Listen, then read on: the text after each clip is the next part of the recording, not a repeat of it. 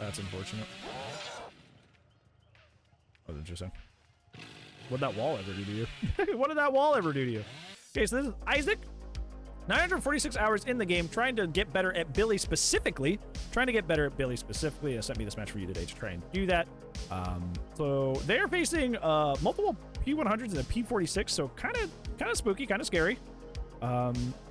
So yeah, let's go ahead and see how we can help not only with Hillbilly, but like facing what may appear to be more, at least people that play this game a lot. Not necessarily highly experienced survivors, but people play the game a lot. Okay, the game, not a very good map for you. Because one of the main ways you get shut down as Billy really has to do with people playing safe. That's kind of why Billy is not considered very good by the community, despite how high his skill cap is because playing safe, which is, you know, theoretically doesn't really require any skill to do, is very, very counteractive to Billy. Like, if you just pre-drop, there's not a whole lot he can necessarily do about it. So especially a map with a high pallet count, a lot of this may not end up having to do with you, to be fair. So I'm just gonna let you know that right away. Okay, you start off with no add-ons. Your build is fine. It's not strong, but it's fine, especially if you're going just for fun Billy chainsaws. Like, this is a fun... I run something very similar. I run this in Shadowborn and double engravings when I'm doing, like, fun Billy. So, totally understand. But I hate to be the stickler about this, but you really, really should, if you want to be consistently good at Billy and get consistent results, you really should be running at least one Doom engraving, at least, much less no add-ons at all. You have to at least get used to the way Doom engravings feels, the green add-on, because you're going to find that this is going to be a lot harder to get consistent results with this base kit without having access to those hits that at least green engravings forgive you. Because most Billies run one of three things. They run green, yellow, which is the fun build setup because you're going for sick curves and that sort of thing. You run green, low pro, which is kind of like the more competitive, sweaty kind of combo because obviously you can tear through pallets, which is, I already mentioned, is his main counterplay. Or they're just memers and they run green tune carburetor, which is kind of like the closest we get to old crack Billy, where you're chainsawing pretty instantly. But running no add-ons at all, much less no green, is typically not going to go in your favor. So I would start building up green add-ons and using those if I can. Yeah, unlike most killers, you should learn this guy with add-ons because you are severely limiting yourself without them. His base kit is not really... His base speed is not really good enough to really not use add-ons, unfortunately. It literally takes him from being like a B- killer to like a C- killer. Like, it really does. It is a drastic difference. Gare Bear, it is Gare Bear, I know. I'm very thankful that in this very, very small world, I've gotten to run into some very cool people. It's very neat. I'm very fortunate for that.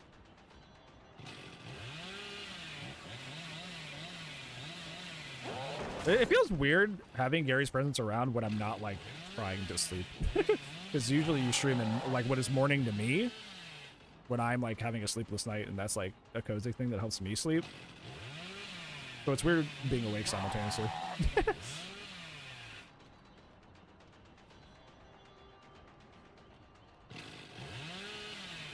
See, like, what you're seeing now is, like you're trying to do, like, curves and stuff, but you don't really have the speed to, which is why you're having issues. You almost got that, too. Like, perfect example. Around that box, that curve would have been a hit if you had even yellow engravings alone. You know? Like, even if you had a yellow by itself, like, that would have gotten you that hit. That's why I'm saying that. I'm not saying that to be like, oh my god, I can't believe you didn't use add-ons. Like, that's literally what I'm talking about. Like, that would have been a hit instead of a miss because of that, which is why I feel like people should have learned with engravings on Billy. Imagine I clutched it for them to see, like, use my power better as Billy Boy. Can I send that? Yeah, of course. You sure can. I think people that send in, like, 4Ks all the time, I think I get kind of, like, cross at that. No pun intended. Because it's like, the point of this is not only, match reviews are not only here to help whoever sent them to me, but it's also here to help people in general. That's why I post them to the YouTube. It's because this player may be making mistakes that you also make. And if this player's making mistakes you also make, I can help everyone get over that. So if you're just sending me a bunch of, like, I win with, like, very flawlessly matches, like, you're not helping not only yourself, but you're also not helping the people on the YouTube that can potentially use this to improve as well. So, yeah. Can I continue to post Wesker matches? Yeah, of course. Wesker's a very popular character. He's top 3 play rate in the game. It's Huntress, Blight, and him right now. So, like, yeah, of course. That would be very helpful for a lot of people. So you can't really make the plays you're trying to make right now. You just kind of can't. Good for you to know. Good for you to know that, like, hey, good for you to know that, like, hey, Chainsaw's not working. I need M1. Most buildies kind of religiously are like, I will never M2. It's against the law. Don't be like that. And there's something that happens here with the enduring that's messy. Oh, you just get screwed by ping. That's not your fault. Number 1? That would make sense. I think he had like a 7 point something the last time I checked. That sounds right. I know Blight's close to him. Teabag McGee, yeah. Yeah, that's unfortunate. That's unfortunate. That was interesting. What'd that wall ever do to you? What did that wall ever do to you? Body blocking the same as you hook camping is. I don't really consider drop off. I don't really consider body blocking a problem. That's just a good play. You know what I'm saying? I don't think you see somebody. Okay, you're just trying to guard the hook. I see what you're doing. Never mind. You're right. You're right. I was wrong. I was gonna say that you saw somebody right there, but you don't have the speed to go. This is my biggest takeaway. I know I keep saying it. You do not have the speed with base kit Billy to do the things you're trying to do. You're trying to curve like the Billies you see play. You need engravings to do this. Basically, what you have available to you are curves on really short tiles or back revving. That's all you have available to you right now because you don't have the speed to make these tiles the way you're trying to play them. So either give up on that if you're wanting to learn base kit Billy, or like I recommend, if you're actually wanting to hit the curves and your playstyle you're attempting, use engravings.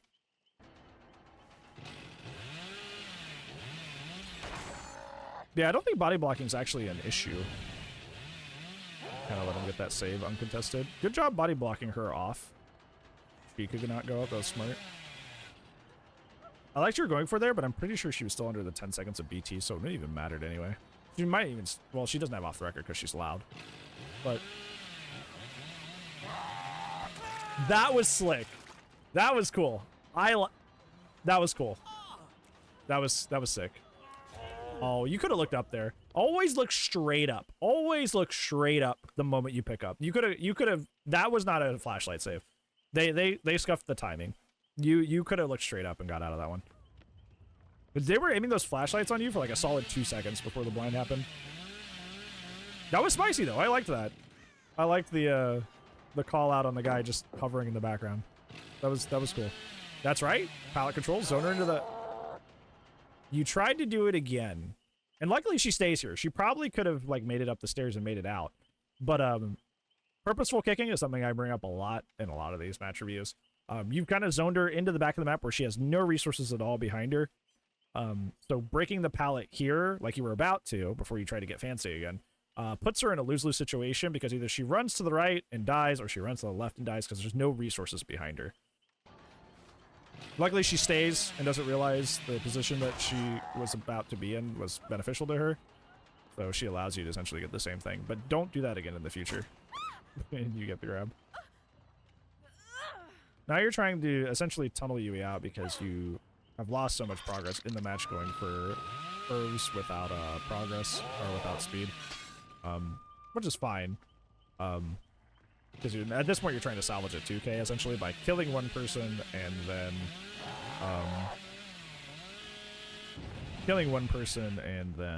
yeah, I would go back. If this is your game plan, I would just go back.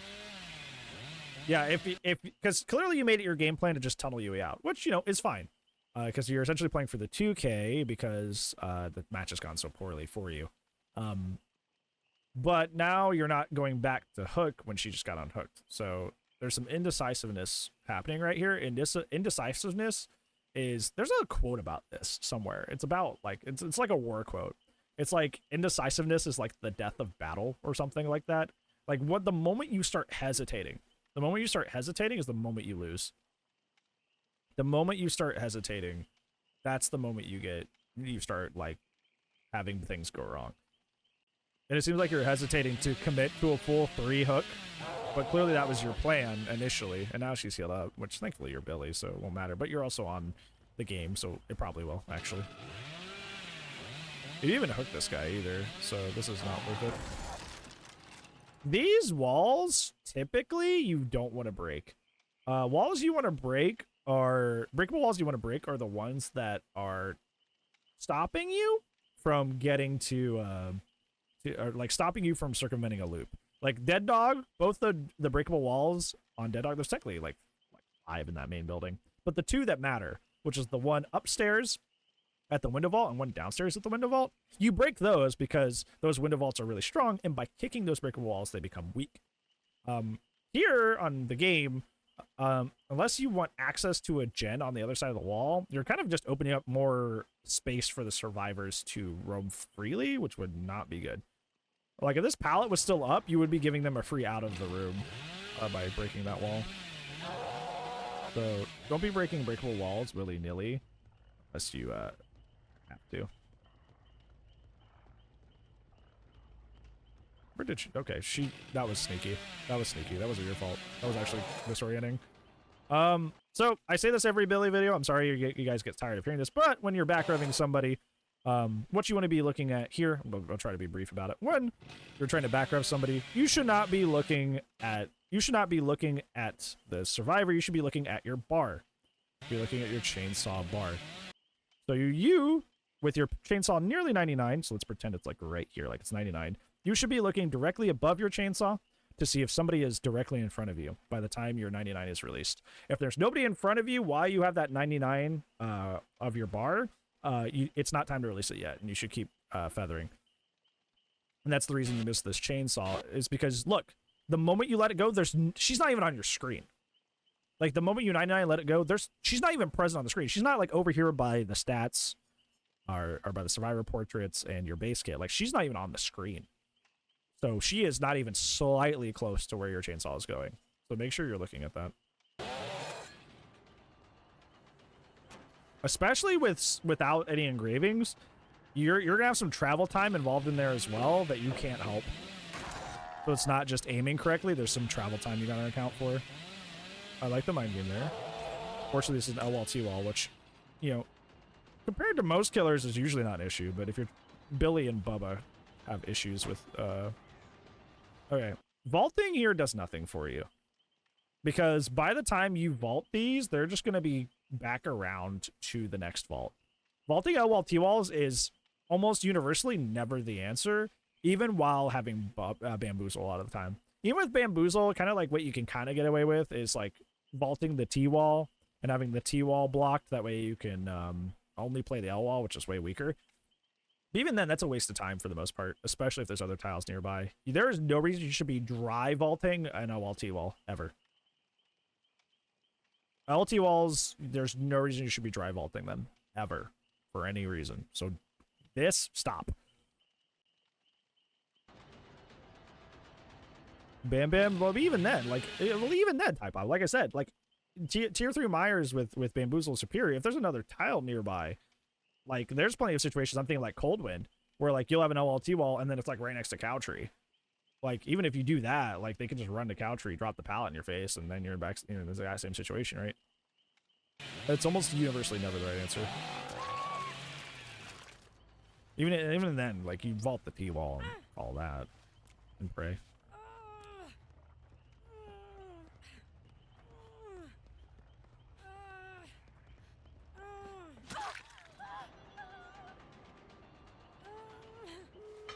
Yeah. So, your main issue here is that you committed to a tunnel and then just gave up on the tunnel. So, and then you spent a really, really long time in chase with Kate, dry vaulting. It actually has very little to do with the map, honestly. Like, the map had very little to do with why this went incorrectly for you. Luckily, she screws up. So you'll probably get, you're gonna get your 1K. And that door's already raised, so you're gonna end with a 1K.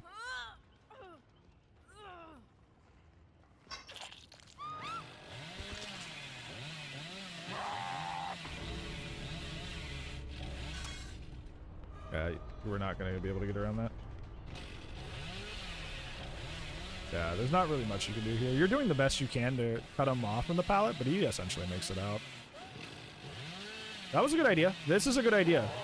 Oh, you scuff it again for the same reason. That was a free back rev. You had that, and that would have been your 2K. Yeah, that was your free back rev. You would have had that, and that would have been a free 2K. I'm gonna look at their builds either way, but realistically, the builds didn't have much to do with the way the map, like the map and the builds had nothing to do with why the match went the way it did. Let's see. Thanks for being. Don't be like this. Don't be like this. Don't do that. Don't do that. Don't be like that. You won't improve by blaming them or being toxic in the end game. Like, I know you say GG well played after, but like, thanks for bringing me to stupid hard map. Like, that's just a bad mindset, and that's you know, taking that rudeness that like you perceived happened to you and taking it out on them. Like, don't do that. Don't do that. Wait, you brought it. What? You brought it. Oh my god, this is the biggest plot twist in the history. You just flamed them for bringing a map offering that you brought. Are we living in the Twilight Zone? What? Did you forget? What happened? Huh? You're the one that brought it. That Kate's right.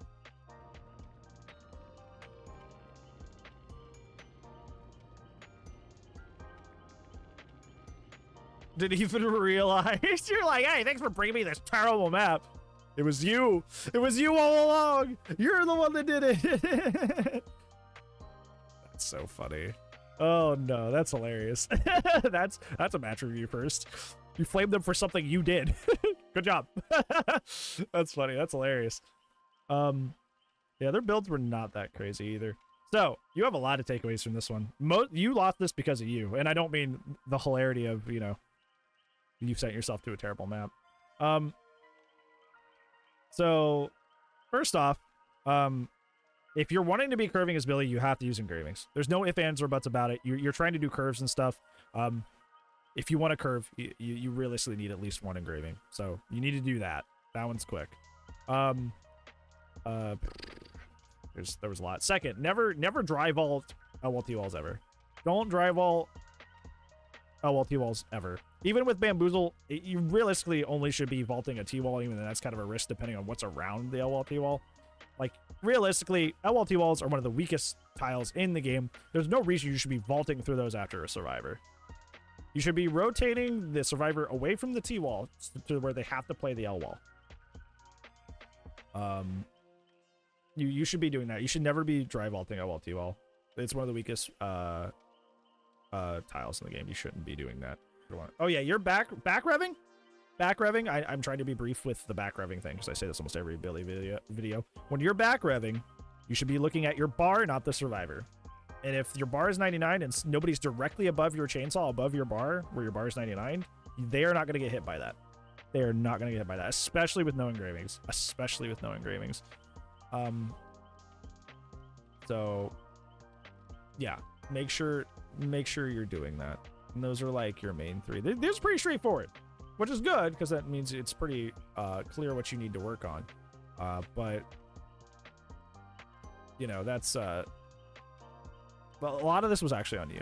It was not the P100 survivors looping you super crazily or like the map actually screwing you over even though you're the one that brought it. It was mostly player error, which is fine. All that can be worked on, all that can be improved. So that's good. Well, I think it's funny because like the map didn't really play a big portion in that. The map didn't realistically actually do anything.